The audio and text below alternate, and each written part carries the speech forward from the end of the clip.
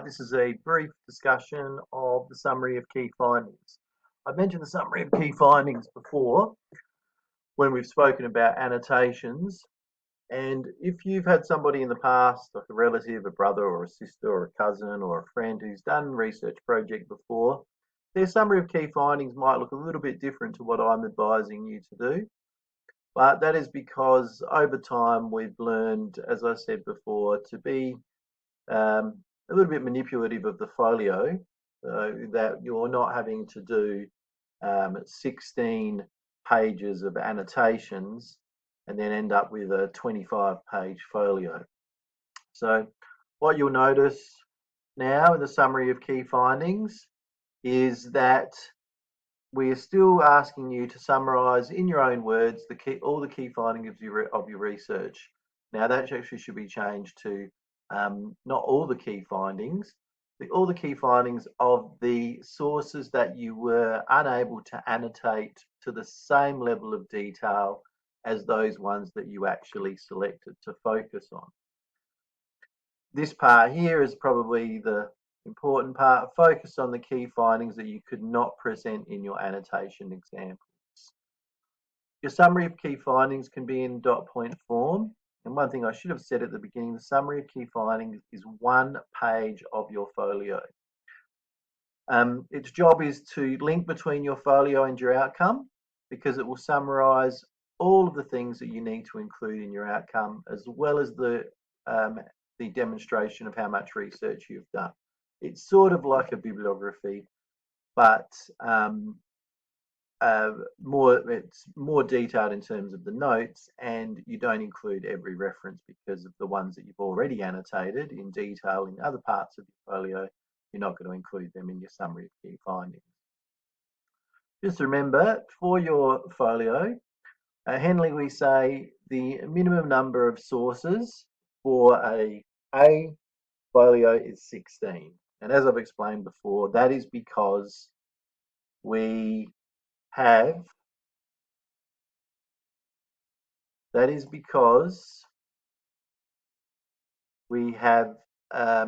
worked out that basically for an outcome you normally have 4 sections, and if you not including your introduction and your conclusion, and if you have 4 sources per section, then generally that works out pretty well. Now, realistically, if you're a student who thinks you're going to try and get an A+, you're going to have way more than 16. So you'll see down here we have 30, but teachers will tell you about students who have 80 sources. Now they obviously have not annotated 80 sources. They have annotated, like we've suggested, examples of each different type of source, and then they've just done their summary of key findings, of key notes, wherever they can in terms of their summary of key findings. Okay. It's important to understand that, yes, if you had 16 sources, but they were just all .com websites, that would not be an A folio, right? That would be probably a B if your annotations were all pretty good, but that would be the best you could hope for against that performance standard. If you had, however, a .com website, a few .gov websites, a couple of EDU websites, okay, then you had your TED Talk, your YouTube video documentary, 2 interviews, a few journal articles, maybe a survey if that was linked to your project, or action research, or observations, or whatever you were doing, then obviously that's much more broad research processes. The more research processes you use, the better your mark. In your summary of key findings, what you're aiming to do is categorize your information. That's why you have your key areas in your planning. Now, what might happen is that over the course of your research, you may have decided to change your key areas. In particular, often the first key area, a lot of students they choose something very complicated for their first key area when they're doing their planning. But often you'll find in your outcome, it would be better actually to have something quite simple, like a context, which is where you explain to the reader some basic information or definitions about your particular the topic related to your question. So, for example, if you were doing research about veganism, for example, and your question was something to do to what extent veganism has done something or it's affected something or whatever, your first key area might just be an explanation of what veganism is in the 21st century or in 2020. And that's a very simple key area. All right, so you might have that as your first one, and you might have realized over the process of researching that you needed to change that first key area. So what I suggest is, if that has happened, is in your summary of in your planning sheet, you go back to that and you add a note. Remember, never delete anything from your planning. Always add to it. Explain why you've made the changes. The planning process is really marked on what you show of your thinking. It is not an end product document. It's not like we do not want to see a perfect document without the thinking that goes behind it. We want to see all the thoughts. It can be as messy as it needs to be in order to show that. Now, obviously, the examples you'll see of research project students often make them nice and neat and tidy, but that's not necessary. It's more important that you show thought. We want to see that. Now, we've always said 3 to 4 key areas, or we often say 4, but there are some projects that often students realise that they only need 3 key areas to discuss. And there's one example I'll put up later this week where the student only needed 3 key areas and she still achieved an A+. You choose 1 column per area, but you're not locked into this. Some key areas may have had much less need for wide range of research than others. So columns may have less summary of key, so some columns may have less summary of key information than others. So there's one example where a student one column has a lot more than her other column, simply because that one was a much more, she needed to do much more research in that particular area. Okay. Each source, so go through each source that you've not annotated and make notes for each category. Your notes should be in your own words and in dot points. Okay, don't just copy and paste slabs of information, because remember, as I've said before, that is not what you're being assessed on. You're being assessed on your analysis, your annotations, your thinking. Okay, the fact that you have the reference information for the source tells us that you've done the research. Copying and pasting dot points or huge slabs of text from your sources does nothing. Doesn't help you get any marks. All right, so put it in your own words, even if it's in dot points. Doesn't have to be grammatically correct, just has to make sense. You know, it should be the main and most important things you've learned. All right, the information you want to put in your outcome. Your outcome is the next phase of the research project. It's the next assignment, basically. And I will be explaining the outcome during the week, but the outcome is simply, think of it as an essay or a report, even if you do it in a video format or whatever you might do, or a persuasive essay. It's just an assignment that has referencing.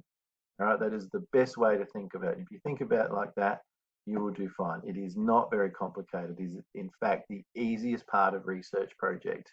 If you're a successful and capable student, you will do well with the outcome. If you're a student who struggles to get things done normally, you will struggle with the outcome, not because it's hard, simply because you're you. Your notes can include quotes. This is in the summary of key findings that you might want to use in your outcome, but it doesn't have to. In the summary of key findings, it's really important that you indicate the source where the notes came from. Now, I suggest that you put the full reference in, simply because it makes it a bit clearer the breadth of your research. But occasionally, because of space, students will sometimes use they'll use the author date reference. But I actually suggest that you use the full reference, simply so because it will show all of the information that you need to show. All right, what it will look like: put a reference, notes in your own word, quotes you want to use. It's as simple as that, and you'll just do it over and over again for each source. You should have notes from many different sources for each category key area, as I've said before, but they won't necessarily, it's not a matter of they have to be equal. Some will have more than others. And sometimes you will have a crossover between information from more than one category or key area. You just make a decision about where you think that best fits. And obviously, if you want to get really clever and show the moderators and the markers what's going on, you can draw arrows or put in little comment boxes about this also joins to this other key area, whatever it might be, which I would suggest doing if you are trying to get a really high mark. As I said, the more thinking, the more of your thinking we see, the higher your mark. All right. In terms of why do you have to do this document when you've got all these annotations? Because, as we've said before, you only have about five to 6 pages that you can actually show annotations. Now, in order to get to an A standard annotation, you cannot fit more than 2 normally to a page. Now, you might do a page where you have some smaller annotations. All right, so you might have 3 or 4, but they are not as complex. Perhaps they're all websites or .com websites, so you don't have to be as detailed. But and they're similar in nature, which would be a bit of a waste of time because you really want some difference. But that might be why you end up with more than 2 on a page. But normally it's 1 to 2 very detailed ones per page. So if you've only got 4 to 5 pages, that's going to be 10 annotations. You want to show that you have 16 or more. You cannot show that in the 4 or 5 pages of your annotations. The summary of key findings is there so that you can show that breadth of research. Now, you would have realised when I said that you can get 2 to a page, that's not true for all research processes. Some might be a whole page. Interviews, for example, often, because that's one of the few times where we do want to see the content, because it's we can't go and look for ourselves at the actual information. We're relying on your interview. So the actual transcript of the interview often ends up on the page. Taking up 1 page. Same with this if you do surveys. If you're presenting graphs and analysing, often that takes up a page as well. So it's not true that you'll be able to fit 2 annotations to every page, because some types of research processes take more. You also want to show your analysis of information, because you've shown in your annotations, you've shown some, but your summary of key findings shows another 2. Another way that you've actually done it, that you can summarize information, and also to help plan your income.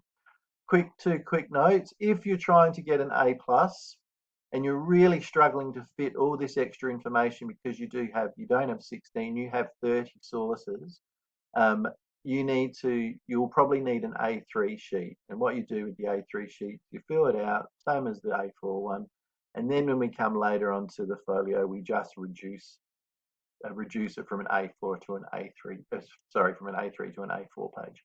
If you're just trying to pass, or if you've managed to fit everything into your pages and you don't really need a A3 page, then you just use the A4 page, and that's actually attached to this document here, and it looks like this. You just put the summary, the key area titles in here, and then you put your dot points down. As I said, there's examples on the OneNote for you to look at of what a summary page of key findings looks like, and there are obviously lots of other ones around as well. If you've other teachers have one from previous years, these are the ones that I have. They're all A+. If you're a bit intimidated by them and you'd like to see maybe a B or a C, email me and I'll send you one of those as well. One last thing, if you are doing Research Project A and you'll need to make a decision soon about that,